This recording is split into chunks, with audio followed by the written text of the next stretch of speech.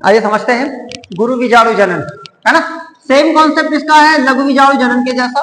But लघु बीजाणु जनन में हमने क्या पढ़ा हुआ था कि लघु बीजाणु मात्र कोशिका में अर्धसूत्री विभाजन के फलस्वरूप लघु बीजाणु का बनना क्या कहलाता है, लघु बीजाणु जनन कहलाता है। सेम कॉन्सेप्ट होता है गुरु बीजाणु मात्र कोशिका में अर्धसूत्री विभाजन के फलस्वरूप गुरु बीजाणु का बनना क्या कहलाता है, गुरु बीजाणु जनन कहलाता है। चलो समझते हैं परिभाषा क्या बनाएंगे हम इसकी।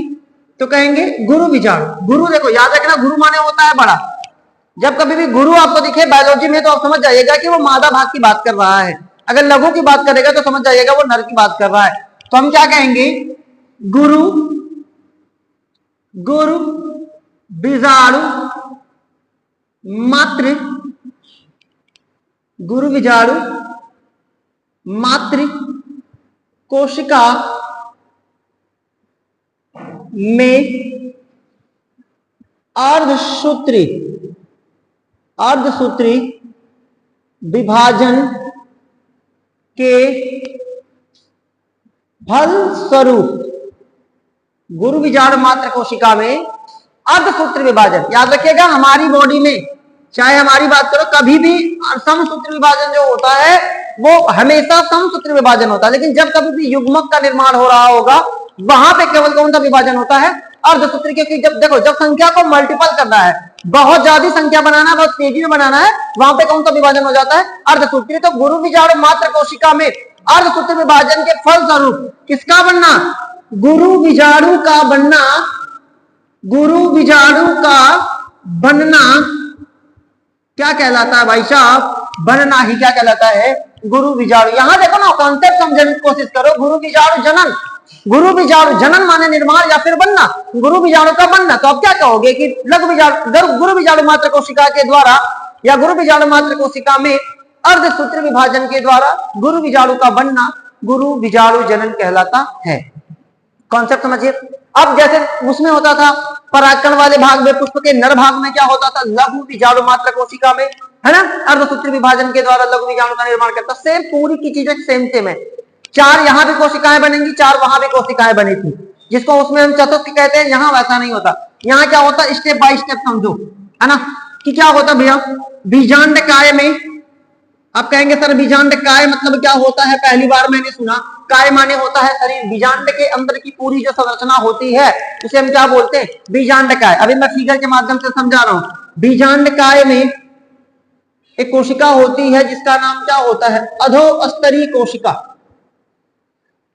अधोस्तरीय कोशिका क्या करती है, अधोस्तरीय कोशिका आगे चल के अधोस्तरीय कोशिका, बीजांड काय में अधोस्तरीय कोशिका आकार में बड़ी हो जाती है, आकार में बड़ी हो जाती है, आकार में बड़ी हो जाती है। अब जब बेटा आकार में बड़ी हो जाती है देन क्या होगा, बड़ी होने के बाद वह किस कोशिका का निर्माण करती है, बड़ी हो जाती है तो एक कोशिका बनती है। उस कोशिका का नाम क्या होता है, प्रपशु कोशिका। सेम कॉन्सेप्ट लघु बीजाणु जनन का है, बिल्कुल कुछ भी चेंजेस नहीं है ना। प्रपशु कोशिका का निर्माण होता है। फिर मैंने आपको समझाया था विभाजन 2, एक होता है अपनत विभाजन, एक होता है कौन सा, एक होता है अपनत विभाजन, एक होता है परिणत विभाजन। अपनत और परिणत विभाजन प्रपशु कोशिका में होता है। अब अगर मान लीजिए ये प्रपशु कोशिका है, इसमें एक बार विभाजन हुआ, 2 कोशिकाएं बन गई। सेम कॉन्सेप्ट प्राथमिक द्वितीय कोशिका। अगर आपने लघु बीजाणु जनन पढ़ा था तो वहां पे एक कोशिका बनी थी, यहाँ पे उसका नाम था प्राथमिक द्वितीय कोशिका। यहां भी बनेगी प्राथमिक द्वितीय कोशिका। बस चेंजेस कहां होंगे, चेंज यहां होगा। यहां बनी थी वहां पे प्राथमिक, जब हमने लघु बीजाणु जनन पढ़ा था यहाँ पे चेंज क्या हुआ था, यहाँ पे बन गई थी प्राथमिक पुंग बीजाणु जनन मात्र कोशिका या पुंग बीजाणु जनन कोशिका। यहां हो जाएगी प्राथमिक गुरु बीजाणु जनन कोशिका। क्या बन जाएगी, यहां बन जाएगी गुरु बीजाणु जनन कोशिका। और आप जानते हैं भाई मेरे कि प्राथमिक भित्तीय कोशिका, इसके नाम से ही समझ में आ रहा है, प्राथमिक भित्तीय कोशिका। प्राथमिक भित्तीय कोशिका किसका निर्माण करती है, ये निर्माण करती है आवरण की। अंडाशय के अंदर जो आवरण होता है, बीजांड के अंदर जो आवरण होता है, उनका निर्माण कौन करता, प्राथमिक भित्तीय कोशिका करती। जबकि प्राथमिक गुरु बीजाणु जनन कोशिका क्या काम करती, आगे समझिए। प्राथमिक गुरु बीजाणु जनन कोशिका प्राथमिक गुरु बीजाणु जनन कोशिका क्या काम करती भाई मेरे? तो ये क्या करती है? अपनत परिणत विभाजन करती है ना? अपनत परिणत विभाजन करके कितनी कोशिका? परिणत विभाजन करके 4 कोशिकाओं का निर्माण करती है। करके किसका निर्माण करती है? 4 कोशिका। अभी मैं आपको फिगर समझाऊंगा, डाउट क्लियर। 4 कोशिकाएं बनाती हैं और ये चारों कोशिकाएं कुछ इस क्रम में लगी होती हैं। आपने अगर परागकण का देखा था तो परागकण में वो कोशिकाएं इस क्रम में लगी थी, लेकिन इसमें ऐसे नहीं, ऐसे ऊपर नीचे लग जाती हैं। और बेटा ऊपर की 3 कोशिकाएं क्या हो जाती हैं? 3 कोशिकाएं, ऊपर की 3 कोशिकाएं ये क्या हो जाती हैं? नष्ट हो जाती हैं। नीचे की केवल एक कोशिका आगे चल के सक्रिय गुरु बीजाणु का क्या करती है? निर्माण करती है। एक कोशिका आगे चल के किसका निर्माण करती है? सक्रिय गुरु बीजाणु का क्या करती है? निर्माण करती है। फिगर से समझने की कोशिश करिए। अगर आपने पढ़ा था बीजांड की संरचना, तो पूरा बीजांड बनाने की जरूरत नहीं है, मैं आपको मोटा मोटी समझाने की कोशिश कर रहा हूं। ऐसा कुछ, अगर आपने बीजांड का फिगर पढ़ा था तो ऐसा कुछ फिगर होता था, ठीक है ना? अभी क्या होता है, इसके अंदर ये जो जितनी भी कोशिकाएं हैं, इन कोशिकाओं को इनमें से कोई एक कोशिका आकार में थोड़ी सी बड़ी हो जाती है। ये हो जाता है भैया बीजांड की बाह्य त्वचा के नीचे। आराम से समझिए, कोई दिक्कत है पूछिए, है ना? बाह्य त्वचा के नीचे, है ना, एक कोशिका है जिसका नाम क्या होता है? इस कोशिका का नाम क्या होता है? इसका नाम होता है बेटा अधोस्तरीय कोशिका। इसका नाम क्या होता है? अधोस्तरीय कोशिका। अब अधोस्तरीय कोशिका क्या काम करती है? अधोस्तरीय कोशिका थोड़ा सा आकार में बड़ी हो जाती है, उसके केंद्र का आपस में संलयित हो जाते हैं, थोड़ा सा सघन बन जाती है। जब वो सघन बन जाती है तो वो कौन सा कोशिका बनाती है? अधोस्तरीय कोशिका। आगे चल के थोड़ा सा आकार में एक कोशिका अलग दिखाई पड़ने लगती है।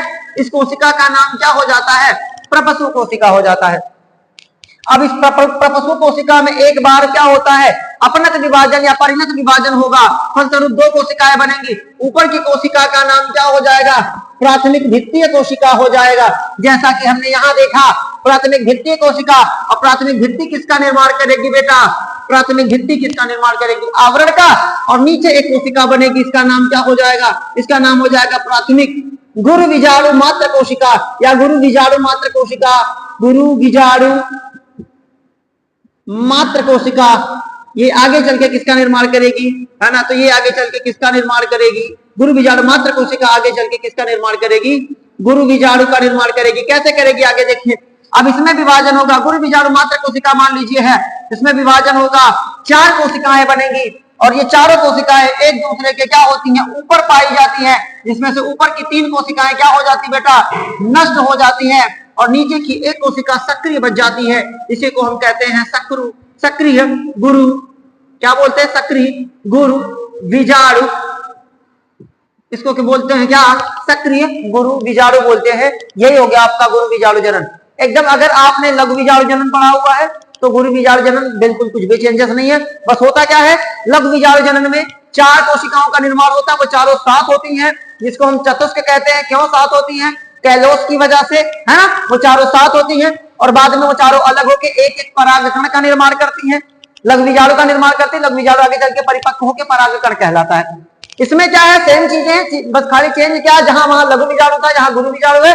और यहाँ पे जो कोशिका है, यहाँ पे जो 3 कोशिका है, वहां चारों जीवित है, यहाँ 3 मर जानी है, 1 बचनी है। समझिएगा। होता क्या है कि बीजांडकाय में पाई जाने वाली अधोस्तरीय कोशिका, बीजांडकाय में पाई जाने वाली अधोस्तरीय कोशिका आकार में थोड़ी सी बड़ी हो जाती है। ठीक, अब बात आएगी अधोस्तरीय कोशिका कहां पाई जाती है? तो बाह्य त्वचा के नीचे अधोस्तरीय कोशिका पाई जाती है, जो आकार में थोड़ी बड़ी हो जाती है। जब वो आकार में बड़ी हो जाती है तो कोशिका का निर्माण करती है, उसका नाम हो जाता है प्रपसु कोशिका, बन जाती है प्रपसु कोशिका। प्रपसु कोशिका में बेटा अपनत और परिणत विभाजन होता है। जब इसमें अपनत और परिणत विभाजन होता है, फलस्वरूप ये 2 भागों में बढ़ जाता है, 2 कोशिकाएं बनती हैं। एक कोशिका का नाम हो जाता है प्राथमिक भित्तीय कोशिका और एक कोशिका का नाम हो जाता है प्राथमिक गुरु बीजाणु मात्र कोशिका। भित्तीय कोशिका नाम से समझ में आ रहा है, भित्ति माने होता है दीवार, यानी कि आवरण बनाने का काम करती है। ये बीजांड का आवरण बनाने का काम करती है। जबकि दूसरी कोशिका हो जाती है, उसका नाम होता है प्राथमिक गुरु बीजाणु मात्र कोशिका। नाम से समझ में आ रहा है, गुरु बीजाणु मात्र कोशिका, यानी गुरु बीजाणु को बनाने वाली कोशिका। मात्र मतलब मम्मी होता है, वह कोशिका जो गुरु बीजाणु को बनाएगी। तो उसका नाम हो जाएगा गुरु बीजाणु मात्र कोशिका। अब पहली वाली कोशिका प्राथमिक भित्ति कोशिका, वो तो आवरण बना देगी। गुरु बीजाणु मात्र कोशिका आगे चल के गुरु बीजाणु का निर्माण करेगी। कैसे करेगी? उसमें होगा विभाजन, है ना, फलस्वरूप बनेंगी 4 कोशिकाएं। कितनी कोशिकाएं बनेंगी? 4 कोशिकाएं। जब इसमें बनेंगी बेटा 4 कोशिकाएं, तो ऊपर की 3 कोशिकाएं हो जाएंगी नष्ट और नीचे की 1 कोशिका बचेगी, जिसका नाम हो जाएगा गुरु बीजाणु। इसी प्रोसेस को हम क्या बोलते हैं? इसी को हम बोलते हैं गुरु बीजाणु जनन। परिभाषा समझ जाइएगा, गुरु बीजाणु मात्र कोशिका में अर्धसूत्री विभाजन के फलस्वरूप गुरु बीजाणु का बनना क्या कहलाता है? गुरु बीजाणु जनन कहलाता है। ये बहुत आसान कंसेप्ट है, नोट डाउन करिए।